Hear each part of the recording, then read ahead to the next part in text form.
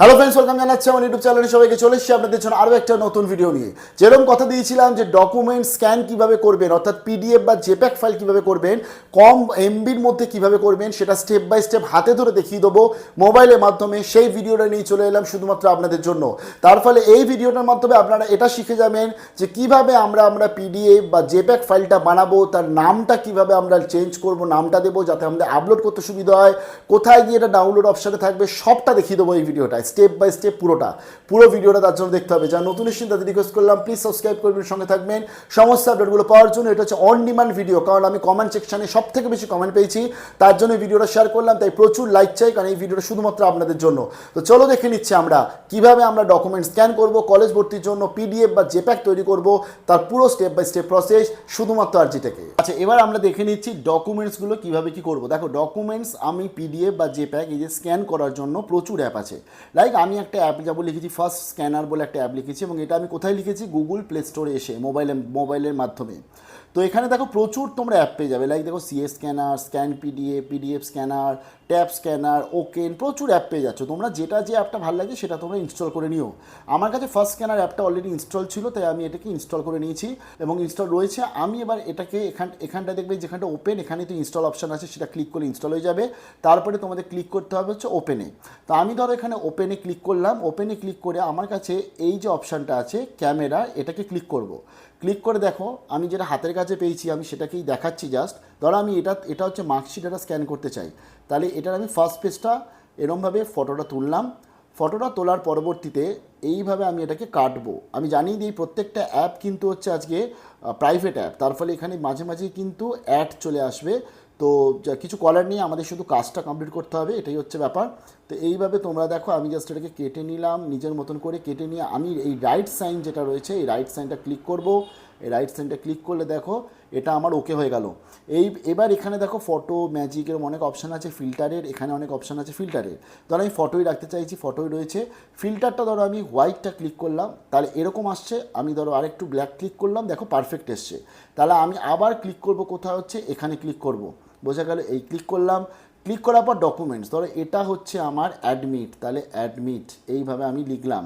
লেখার পরবর্তীতে এইভাবে তোমাকে পরপর করতে হবে।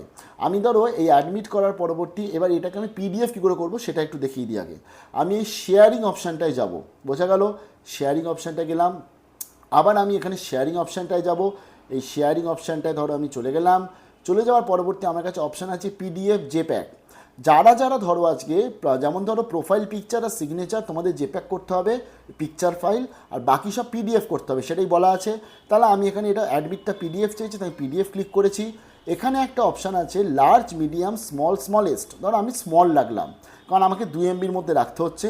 কারণ সবার মোবাইল এখন ক্যামেরা ওয়াইজ কিন্তু অনেক বড় বড় ফাইলে পিকচার ওঠে, 5 MB 6 MB করে পিকচার ওঠে। তারপরে তুমি এটাকে স্মল করে দিলাম। স্মল করে এখানে অপশান আছে, নয় ইমেল করে নাও, নাহলে কাউকে হোয়াটসঅ্যাপ করে দাও ফ্যামিলি মেম্বারকে, তাহলে সেখানে ডাইরেক্টলি জিনিসটা চলে গেল। লাইক ধরো আমি ইমেল করতে চাইছি নিজেকেই, তাহলে আমি জিমেলে ক্লিক করব। জিমেলে ক্লিক করার সঙ্গে সঙ্গে আমার কাছে এরকমভাবে জিমেলটা ওপেন হয়ে গেল। দেখো আমার ফাইলটার সাইজ হয়েছে 217 KB এবং পরিষ্কার ফাইল। এবং আমি আমার নিজেকেই আবার আমি ধরো এটাকে পাঠাবো, তার ফলে আমি SNKHAMJ@gmail.com আমি নিজেকেই নিজে পাঠাচ্ছি। ঠিক আছে, এইভাবে জাস্ট আমি এই অপশানটাতে ক্লিক করব, আমার সেন্ড হয়ে গেল।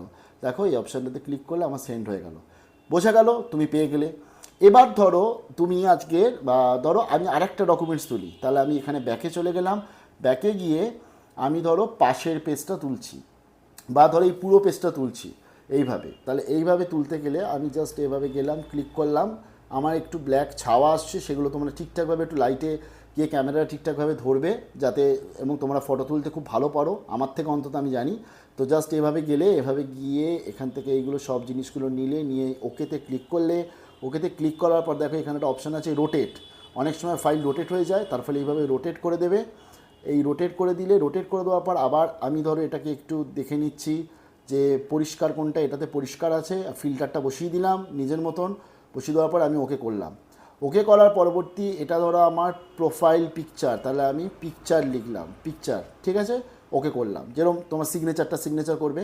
তো এইবারে এটাকে আমি হচ্ছে করবো হচ্ছে জেপ্যাক ফাইল। শেয়ারিং অপশানে গেলাম, জেপ্যাক ফাইলে গেলাম, মিডিয়ামটাকে আমি করে দিলাম স্মল, আমি আবার করব হচ্ছে ইমেলে গেলাম, দেখো অপশান চলে আসলো এবং আমার এটা 281 কেবির মধ্যে হয়ে গেল। তার ফলে আমার 2 MB বা 1 MB যে ফাইল বলছে প্রত্যেকটা জিনিসই তার মধ্যে কিন্তু ইনক্লুড রয়েছে। বোঝা গেল এইভাবে তোমাদের কিন্তু করতে হবে, অর্থাৎ ব্যাকে গিয়ে তোমাদের, কারণ তোমরা যদি আজকে প্রত্যেকটা ফাইল এই প্লাস করে করে অ্যাডাপ্ট করো তাহলে কী হবে, একটা ফাইলের মধ্যেই সব আসবে। কিন্তু আমাদের তো একটা ফাইলের মধ্যে চাইনি, আমাদের আলাদা আলাদা চেয়েছে, আলাদা আলাদাভাবে অ্যাডাপ্ট করতে হবে। তাই প্রত্যেকবার আমরা এরকম ব্যাকে যাব, ব্যাকে গিয়ে এরকমভাবে আমরা যাব এবং গিয়ে ফটো তুলে আমাদের কিন্তু কমপ্লিট করতে হচ্ছে।